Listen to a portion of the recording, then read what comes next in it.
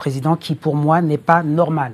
Un personnage qui cherche à casser les codes en permanence, qui est en rupture avec toutes les normes établies, et j'ai bien précisé, dans ses relations, dans ses choix symboliques, on a vu avec Notre-Dame, je vais y revenir, mais dans sa trajectoire personnelle aussi. Affaire Benalla, on se demande comment se fait-il qu'un personnage aussi atypique, qui n'a pas d'expérience notable dans son domaine, se retrouve à la droite du président, étant son bras droit, son homme de confiance. Benalla, dont on sait parfaitement qu'il n'a rien à faire à cette place-là. Donc ça, c'est une première curiosité. Donc c'est une figure atypique à qui il fait totalement confiance. Alors là, nous, on a appris ça juste après le mondial de foot. On était surpris de se rendre compte que cet homme-là était le bras droit du président, entre autres. Après, vous avez vu le scandale sur l'affaire. Ensuite, vous avez eu récemment Monsieur Yacine Bellatar, même genre. Que fait-il dans l'avion présidentiel allant au Maroc ? On se demande, un humoriste transgressif, proche des frères musulmans, sait-on, pris dans des affaires où il y a des accusations contre lui, où il a harcelé des personnes, enfin bon, il a quand même un procès actuellement. Monsieur Yacine Bellatar, on ne peut pas trouver plus transgressif. Et il est dans l'avion qui va au Maroc. On se demande ce qu'il fait là. Et là, je pense que c'est encore la volonté du président Macron de casser les codes, de transgresser, de provoquer. Ce qui est une constance chez lui, c'est la provocation. Et alors, moi, je me suis dit, mais alors, il y a lui, ok, il y a Monsieur Jack Lang dans l'avion, pareil, qui va au Maroc, Monsieur Jack Lang, dont on sait qu'il a quelques affaires qui traînent avec peut-être quelques enfants du Maroc. Et là, il se retrouve... Alors, vous savez, Monsieur Bellatar, il était en jogging pour accueillir le président du Maroc. La transgression. Ah oui.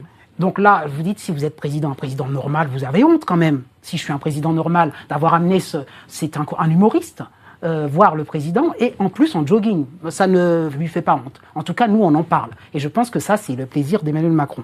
Sur la fête de la musique 2018, je ne sais pas si vous vous souvenez, il avait fait venir des drag queens au sein. Vous vous souvenez, vous? Non, mais les gens ne se rendent pas compte. Moi, je liste tout ça. Hein. Vous vous rendez compte? C'est-à-dire que c'est une sorte de souillure. Vous avez quand même un lieu sacré qui est l'Élysée. C'est la fête de la musique au sein de l'Élysée, et là, il nous met des personnages trans. Encore une fois, trans comme transgression, mais je ne peux pas m'empêcher de noter ça. Ça, c'est un point. Ensuite, la transgression des symboles. On est encore, vous connaissez, hein, Notre-Dame. Là, monsieur veut changer les vitraux.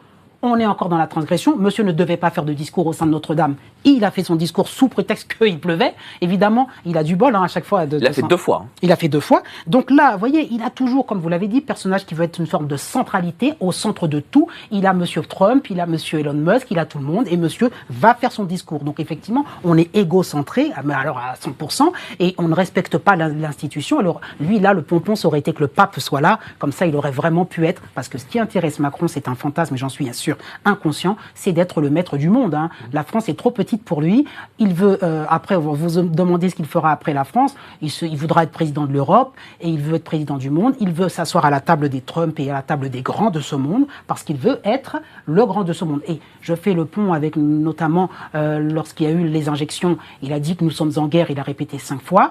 Ensuite, il a eu l'histoire, effectivement, avec Poutine où pendant un certain... Alors ça, c'est le 3e coup de bol. Vous me parliez des coups de bol. Là, ça lui a permis de prendre encore le costard de président et de dire « Moi, je suis celui qui va résoudre la guerre ». Donc, il se rêve en chef de guerre et vous avez vu pendant plusieurs jours, il a négocié avec Poutine. Alors moi, j'ai pas le temps de m'occuper des élections présidentielles parce que là, je suis en train de sauver le monde. Vous voyez? Donc, il appelait Poutine pendant plusieurs jours. Enfin, vous voyez, il n'a pas fait de campagne présidentielle parce que monsieur saurait. Donc voilà, il est ce rêve en chef de guerre et en chef du monde, personnage hyper égocentrique, effectivement. Et ça va bien sûr dans le sens du trouble de la personnalité narcissique dont je vous parlais. Est-ce qu'il y a ce complexe d'infériorité? Oui, parce que je vais décrire là-dessus. Quand on a un trouble de la personnalité narcissique,